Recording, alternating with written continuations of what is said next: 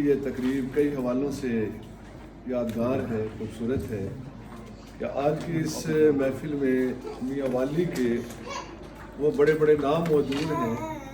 جنہیں ہم میاں والی کا ادبی چہرہ کہہ سکتے ہیں۔ جناب مظہر نیازی صاحب پاکستان ہی میں نہیں بلکہ پوری دنیا میں جہاں جہاں اردو پڑھنے والے اور سرائکی سے محبت کرنے والے لوگ موجود ہیں، وہ مظہر نیازی صاحب سے محبت کرتے ہیں اور میاں والی کا نام یہ روشن کر رہے ہیں۔ تنویر خالد صاحب یقین مانے اس تقریب میں یہ ایسی شخصیت ہے جو میرے سب سے پرانے دوست ہیں۔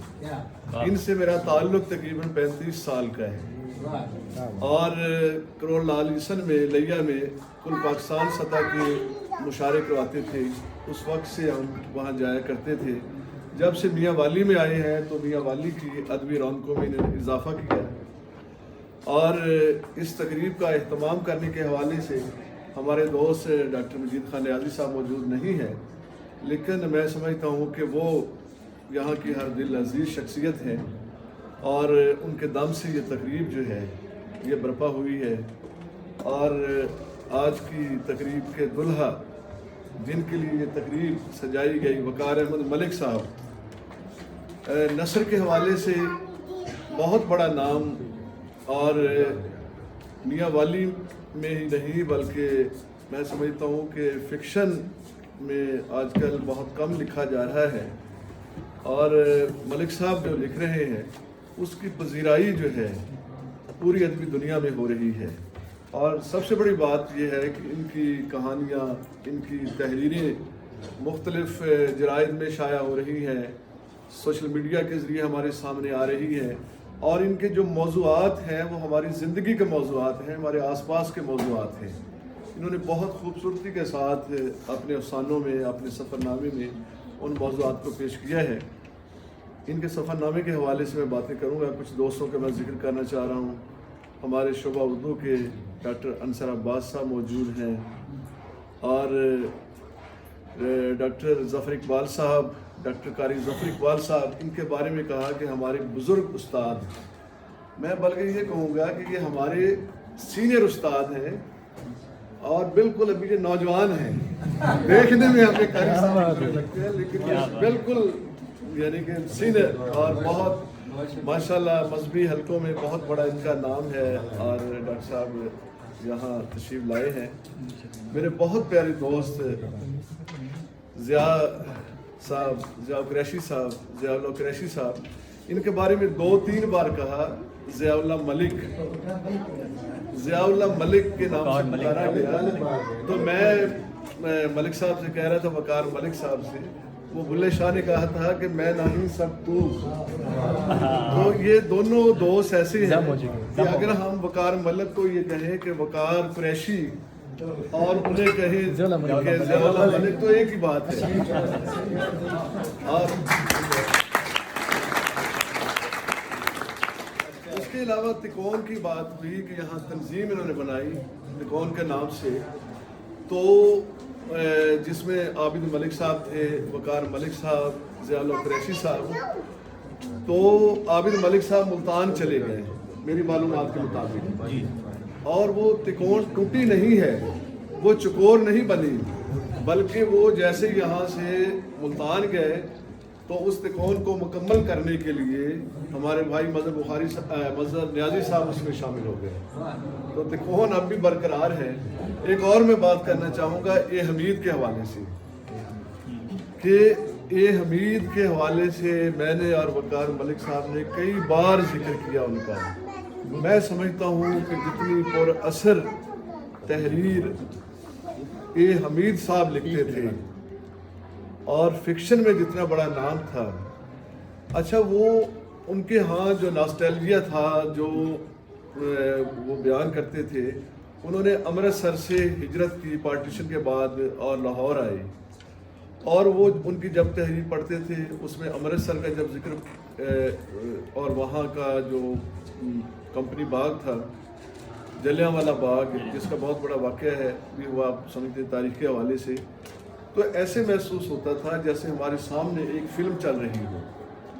اس کے علاوہ وہ ہندوستان کی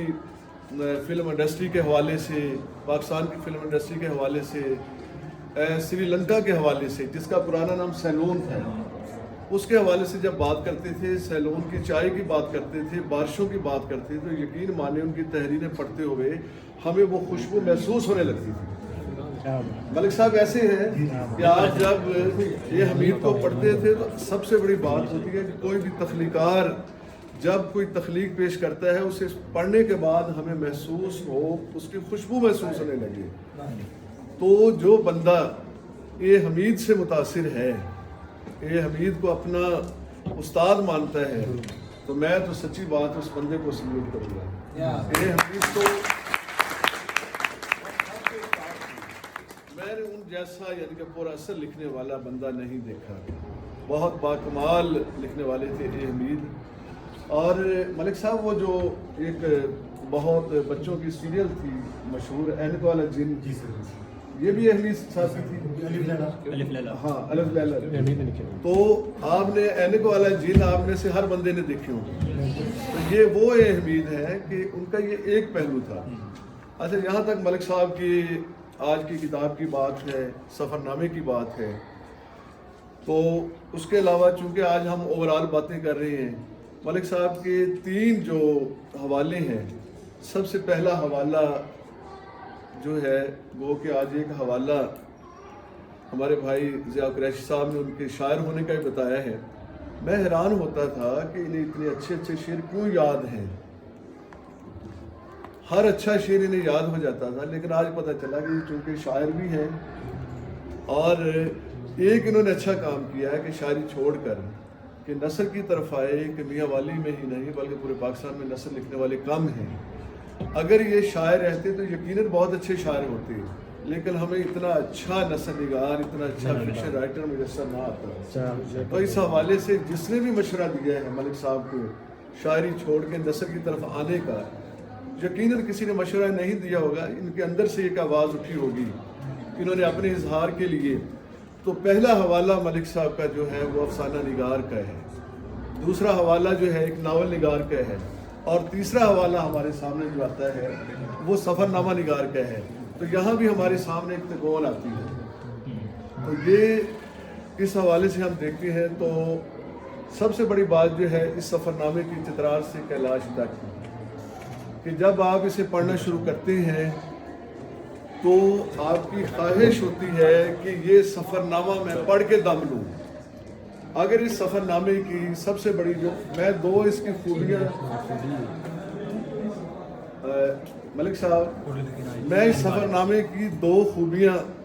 بلکہ ایک خوبی اور ایک خامی آپ کے سامنے بیان کرنا چاہوں گا۔ اس کی خوبی یہ ہے کہ جب آپ اسے پڑھنا شروع کرتے ہیں تو آپ کی خواہش ہوتی ہے کہ میں شروع سے لے کر آخر تک پڑھ لوں،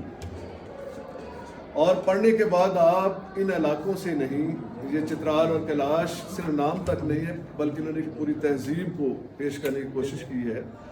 وہاں کی معروضی زندگی کو پیش کرنے کی کوشش کی ہے، اور